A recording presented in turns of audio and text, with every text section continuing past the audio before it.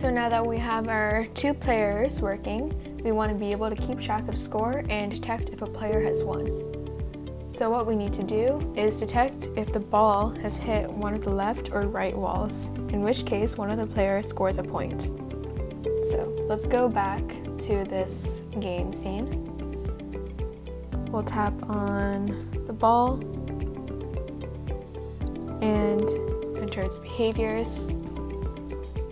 And we want to be able to detect a collision.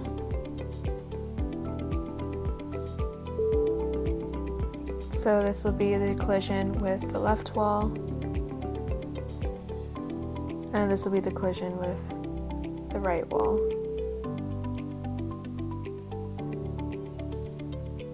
In these cases, we want to broadcast a message.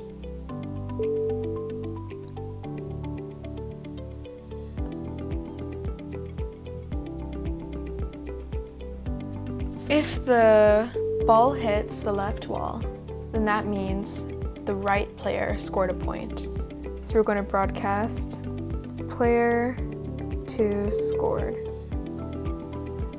And likewise, if the ball hits the right wall, that means the left player scored a point. So we'll say player 1 scored. And then after that, we're going to reset the ball position. So we can do set velocity,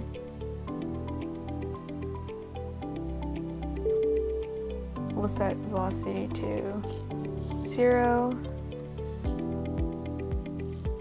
We're going to move back to the center of the screen. So that's in percentage, 50%, 50%. And we're going to set this duration to 0. And then we're going to broadcast another message saying that we've reset the game. So we'll just say broadcast reset. Now we're going to go back to our wait, which is what runs at the start of a game. We want this also to run when the game is reset. So let's put a receive message and reset. So now this is called when we're resetting, but we also want this to be called the first time we play, which is not a reset. So all we're going to do is just add a behavior bundle.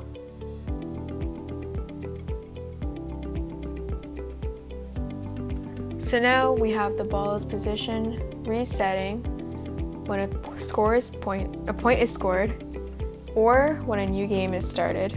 And in both cases, it waits 3 seconds before the ball starts moving. Since we're now broadcasting when a player is scored, let's actually create a scoreboard. So let's go back and let's go back to grid view. We can go to special object and create a label. Let's start this label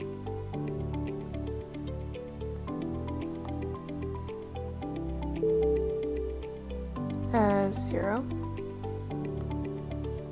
We can set that font size to 72, font color to white,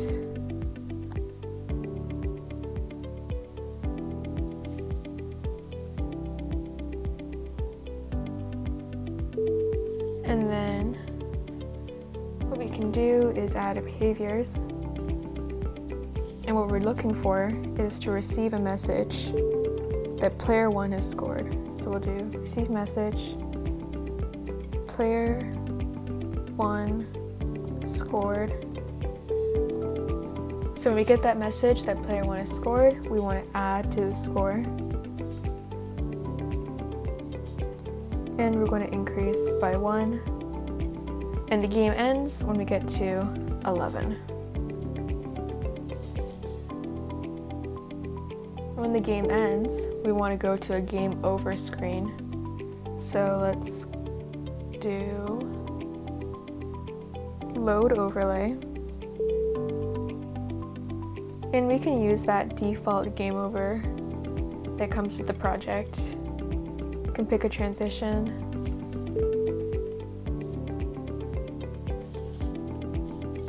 And now we have our score for player 1. Now let's do the same thing for player 2. We can just duplicate this, move it over. The only thing we'll have to change is we're listening for player 2 scored.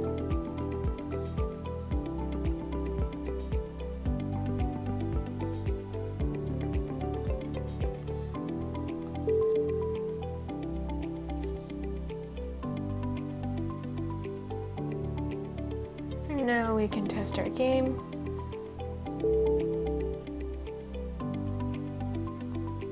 And as you can see, the computer just scored a point and their counter just went up. Let's actually create another label and put in the center of the screen so that we can have a countdown for this ball. When it's waiting, it's 3 seconds. So we'll just create a label.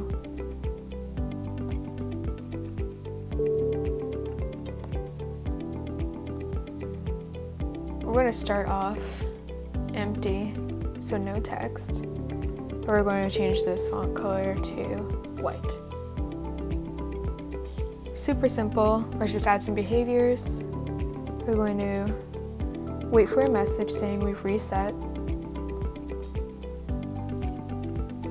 And then we're going to count down 3 seconds.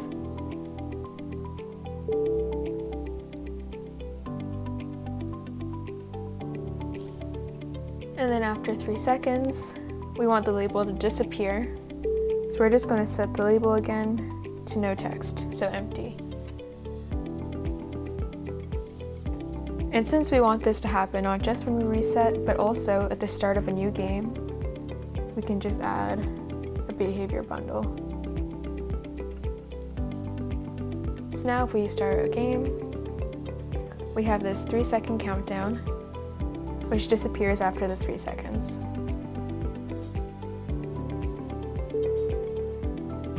Now what we want to do is, if we go to our overlays, and we go to our game over screen, we have game over, but it would be nice if we can actually say which player won. So what we can do is, let's rename this to player 1 wins.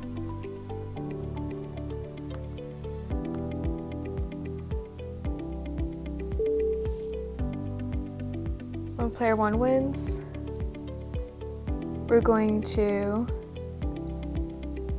have a little message.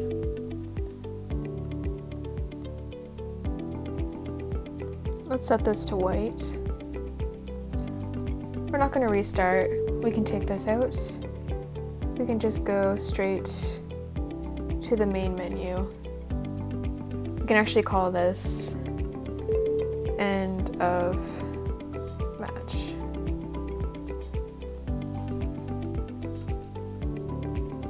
And now we have our player 1 wins game over.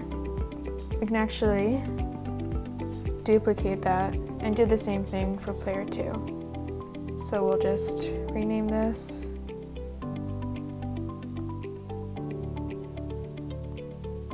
And we'll have a little message saying player 2 wins.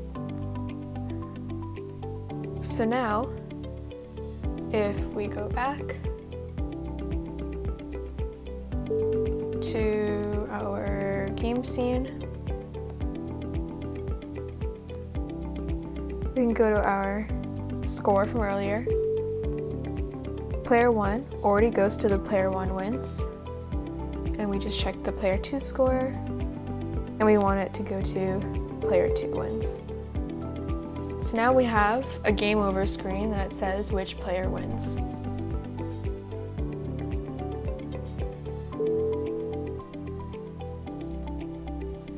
Now, when player 2 scores a point, you should actually have the ball being served towards player 2, because right now the ball is always served towards player 1. So we can change that in the ball behaviors.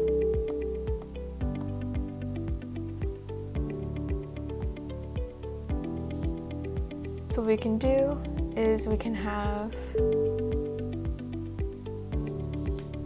an execute sequence.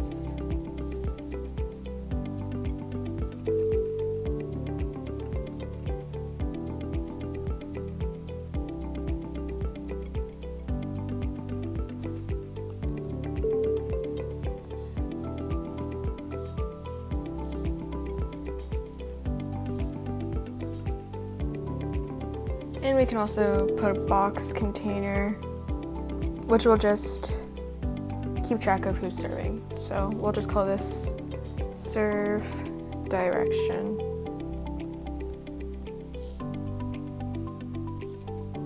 This execute sequence,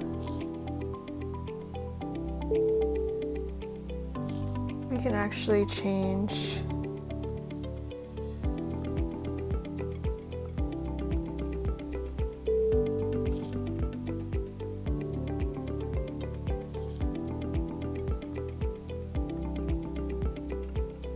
to random.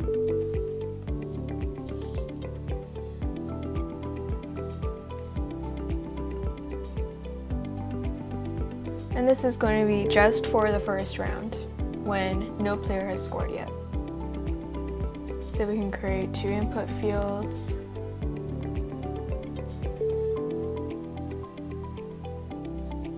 From the serve direction.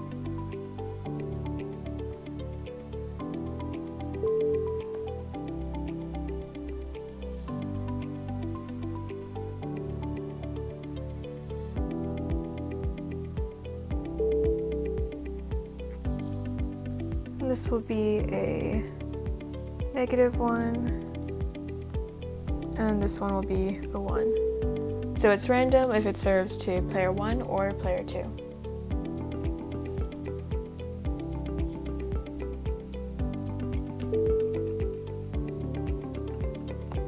And what we're going to do is, for this apply force, which is the initial serve, instead of having our -1, which is always player 1, we can now use our new serve direction. Now if we test our game,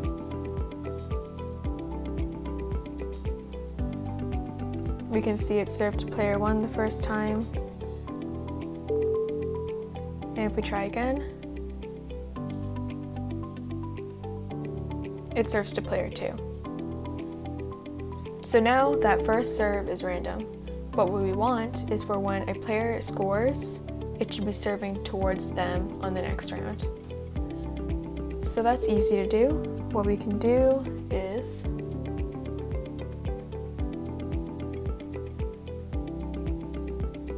create another set input field on the serve direction. Drag this over to where we detect our collisions. So this is when player 2 scores, in which case we should be serving towards player 2. And when player 1 scores, we should be serving towards player 1. So we can test this really quickly.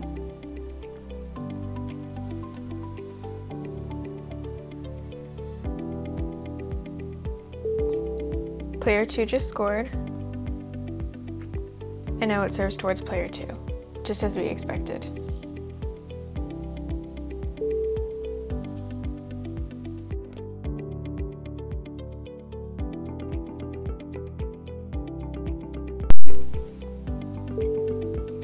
Now that we have scores in our games and we can detect who wins, it's time just to add a few finishing touches.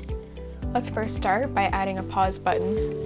So we can go back to the scene, and we're just going to go to Scene UI layer, and then we can create a special object. Let's create a label.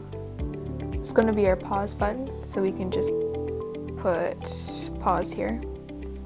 And we'll just change the text to white. Make sure the alignment is centered. And then we can just move this a bit. And then we can start adding some behaviors for when it's clicked.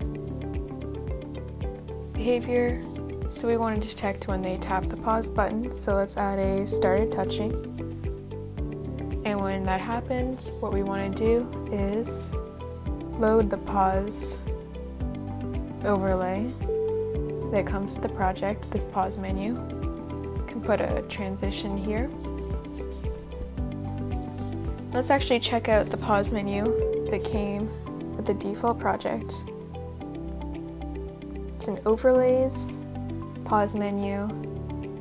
Let's just change these text colors to white. We have a resume, a restart, and a main menu. Let's actually take out the restart. And we're just going to rename this main menu to end match. And we can also set all of these to white. So when they pause, they have the option to either resume or go back to the main menu by ending the match. Let's actually test this.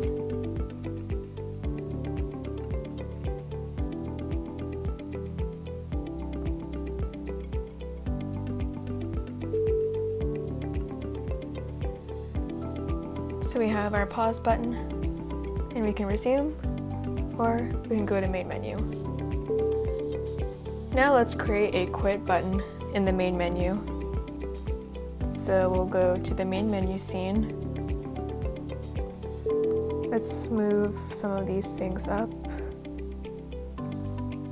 And we can create a new label.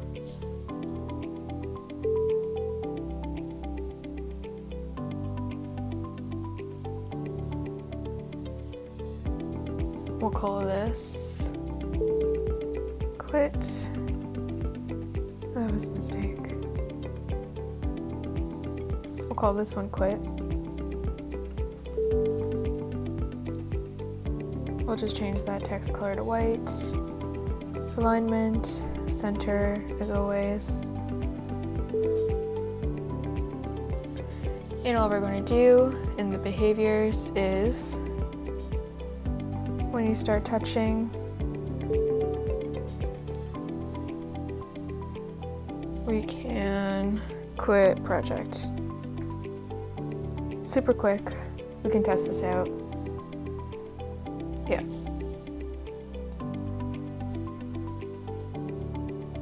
Now the last thing is in the main menu. We see these two joysticks. We shouldn't be able to see them. We should only see them once the game actually starts. So what we can actually do is, once we leave there, we can actually go to this title here and just add a behavior that hides those two joysticks. Make sure you're in the global UI layer. We'll just hide those. So now when you are in the main menu and you start the game, you don't see those joysticks anymore. But when you click, they appear in the game mode.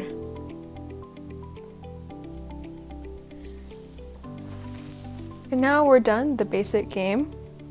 There's a lot more you can do to make this game more complex. For example, you could add different difficulties for the AI, but really you can just play around and have fun with it.